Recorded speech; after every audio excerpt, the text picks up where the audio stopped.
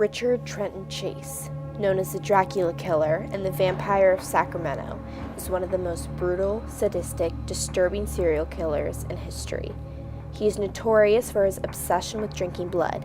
He's a trifecta of nightmarish behaviors: a cannibal, a rapist, and a necrophiliac. He's a type of monster that makes you want to make sure your doors are locked. To better understand the methods and motivations behind his senseless and erratic behavior, I'm going to enter the mind of the Dracula Killer and dive in for a deep analysis where I'll pick apart his actions and psyche.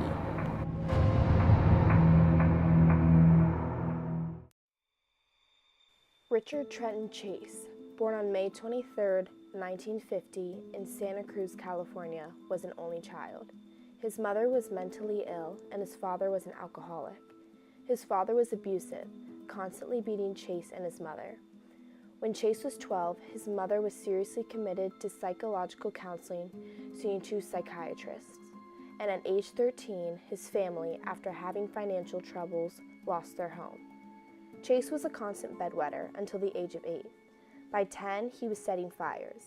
He developed hypochondria and began killing and dismembering animals to drink their blood because he thought it would keep him alive.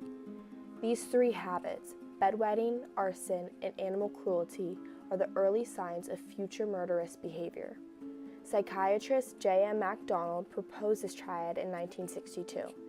This triad of sociopaths, called the MacDonald Triad, has been used to link serial killers because they almost always share these traits. Growing up in an abusive family, exhibiting all three pre-murderous signs, and being diagnosed with acute hypochondria, Chase's childhood is a textbook example of a proverbial serial killer. As an adolescent, he was a heavy drug user, mostly marijuana and LSD. This only added to his violent and paranoid delusions that he must cure himself by cannibalistic ways. In high school, he dated many girls but suffered with erectile dysfunction. His impotence and rejection by females probably had some impact of the sexual sadism which he treated his female victims, which I'll get into later. Also, his hypochondria got much worse and he was convinced he had severe blood problems, though ingesting blood was ironically giving him blood poisoning. In 1975, he started ingesting blood and raw organs so he would, in his words, keep his heart from shrinking. When he was 15, after being arrested for the possession of marijuana, his parents kicked him out. They called him too much of a burden. Completely dependent on them still, Chase was fully unsupervised. It was during his adolescence where he began consuming copious amounts of raw flesh from the animals he killed. It was clear that Chase didn't only have hypochondria. He suffered from Rainfield syndrome, psychosis, acute paranoia, schizophrenia, and sociopathy. All these psychological sufferings of his made it very difficult and almost fully improbable for him to ever act rationally or develop any sort of healthy cognitive social skills. Very delusional and paranoid man, the main motivators behind his squeamish brand of murders were his constant paranoia that he was dying. He was disconnected from reality, did not have any concern for humans. He thought of them more as objects or food, really. He could not sustain employment or relationships with women. He would always get kicked out of his apartments for his aggressive behaviors and morbid habits. One day, his father came to visit him. He found Chase in violent pains and took him to the hospital for blood poisoning after injecting himself with rabbit's blood in 1975. From the hospital, he was transferred to the Beverly Manor Psychiatric Hospital for the criminally insane. Here, he continued his disgusting and gruesome habits. 2 dead birds were found in his room after he reached out of his window to grab them, bite their heads off, and suck all the blood out of them. Surprisingly, and under extremely poor judgment, Chase was released in 1976 because the doctors no longer saw him as a threat to society, and they were so wrong.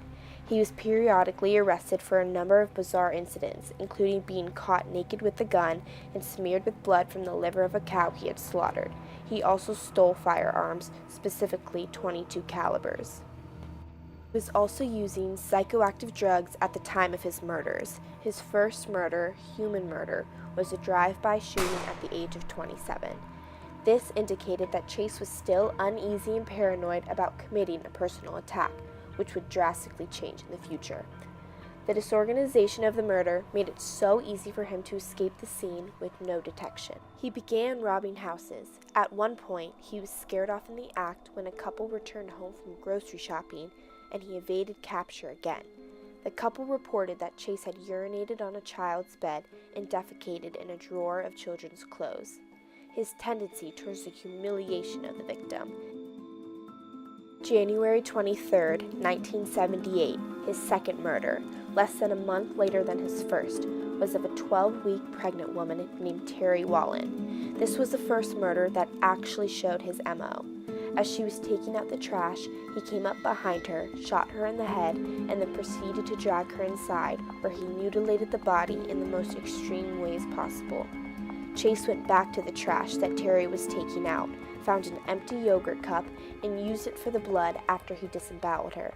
Chase performed sexual acts after he killed her, stabbed specific organs, and drained her of her blood. Rings of blood were found on the ground, showing that Chase had been collecting and drinking the blood in the house. There was also a larger ring found, suggesting that he filled a large bucket of blood to take home, presumably for later consumption. After the Wallen murder, FBI agents Russ Verpagel and Robert Ressler were called in to investigate. They compiled a profile of the killer. They determined that the killer would be tall, malnourished, a loner, physically unclean, and that most importantly, he would continue to kill.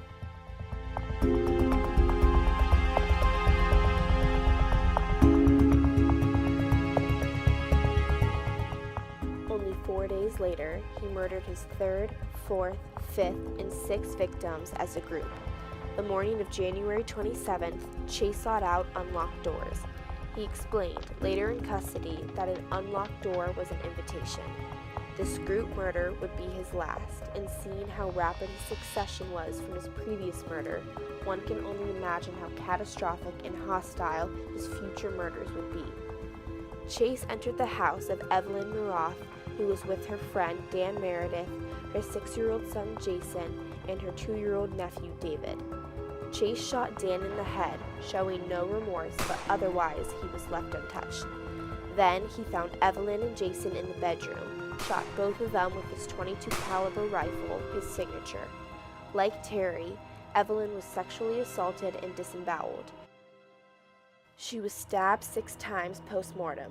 The bathtub contained bloody water. He had interrupted her and attacked her during a bath, but it appeared that he had also spread blood around the bathroom like he had in his previous attack. He then dragged her to the bed. Rings of blood around the body and 2 blood-covered knives indicated further collection of blood, some consumed at the scene and some removed for later consumption. When a neighbor became concerned, she called the police, and when they entered, David, the 2-year-old, was nowhere to be found, but there was a bullet hole in his pillow and copious amounts of blood in his crib. Chase made absolutely no attempt to hide or destroy any evidence. This was because of his delusional mental illnesses. His victims were all opportunistic, semi-random. March 24th. A janitor found David at a church. He had been decapitated and stuffed in a box, his torso on top of his head. His intestines were removed, and there was Chase's signature, a .22 caliber shot in the head. Detectives, along with Ressler and Verpagel, performed a search of Chase's apartment. They found the walls, floor, ceiling, refrigerator, and all of Chase's eating and drinking utensils soaked in blood. On the counter was a blender Chase used to make his smoothies. It was caked in coagulated blood and the rotting matter of internal organs. Inside the refrigerator, police found several animal body parts wrapped in aluminum foil, David's brains in a Tupperware container, and pieces of his body wrapped in saran wrap. His mother was extremely uncooperative, insisting he was innocent. His mother's mental illness had to do with her disbelief and choice to refuse it. In fact, one day in 1977, Chase rang his mother's doorbell and greeted her by thrusting a dead cat in her face. He then threw the cat to the ground, knelt down, ripped its stomach open with his bare hands, and stuck his hands inside the cat, smearing its blood all over his face while screaming. His mother calmly returned inside the house and did not report the incident to anyone. After his arrest, they sought the death penalty, which the defense fought on the grounds of insanity. But Chase's analysis showed that he knew right from wrong, and so he was charged with 6 counts of murder and received the death penalty.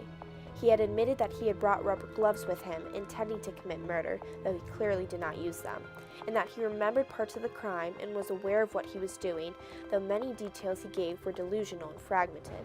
He, like Ted Bundy, chose to be his own defense. While his actual sanity was shifty, he was declared legally sane for being aware that his actions were illegal and had chosen and planned to do them anyways, to save his own life and his thoughts. He blamed the killings on his inability to have sex with girls as a teenager, on prolific abuse as a child, and the fact he believed that he was dying. After entering the mind of this crazy killer, we can now better, not completely, but better understand his behavior. His unique MO and methods required a personalized analysis to find the roots in his amoral actions and thoughts. Richard Trenton Chase committed suicide on December 26, 1980 by overdosing on antidepressants while on death row awaiting the gas chamber.